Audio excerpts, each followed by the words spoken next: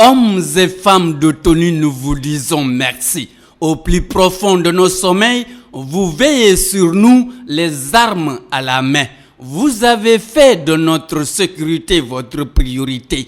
Parfois, face à la fatalité, vous tombez sans jamais vous relever. Mais vous ne renoncez jamais à la mission.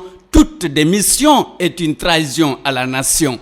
Du policier qui fuit au militaire qui défend, en passant par le gendarme qui cherche, sans oublier le soldat du feu qui brave les flammes pour sauver une vie. Ces hommes et femmes en tenue n'obtiennent parfois rien en retour. Et pourtant, ils se disent le devoir nous appelle. Il faut répondre avec vivacité, peu importe les séquelles. Ils ne réclament pas comme les autres citoyens qui bravent les interdits pour descendre dans les rues, mais ils travaillent 24 heures sur 24.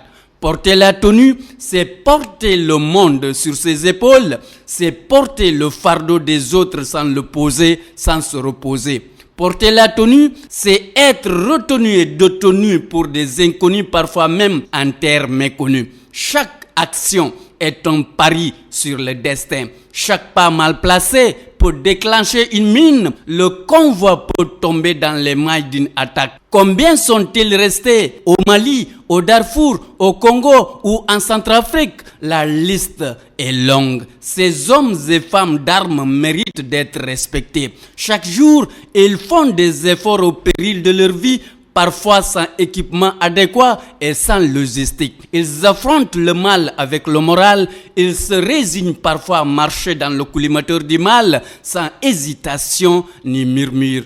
Mais, le comportement inouï de certains hommes et femmes en tenue mérite d'être évoqué, car face à la tenue, le civil ne doit pas forcément trembler de peur. Il doit être rassuré et assisté. Malheureusement, l'image de certains agents de sécurité et de défense est mitigée, du fait que certains parmi eux portent la tenue pour faire des bêtises. Ils jugent de leur uniforme pour péter la forme contre le voisin filiforme. Ils hurlent et intimident les civils. Ils se camouflent derrière la tenue pour régler leur compte et prouver leur bravoure.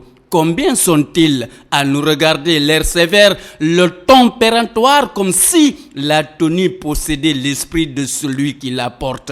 Le cas du policier gifleur de Kolda, de Ziguinchor, les chaudes journées de manifestation des conducteurs de moto Jakarta de Kolda qui dénonçaient les bavures policières, les deux gendarmes de Kolda arrêtés puis condamnés par le tribunal pour association de malfaiteurs, corruption passive, extorsion de fonds à des trafiquants de bois et abus de confiance. Un policier pris en flagrant délit de corruption à Dakar en sont une parfaite illustration. S'il vous plaît, la tenue forme, elle ne déforme pas. La tenue, c'est un engagement doublé de responsabilité.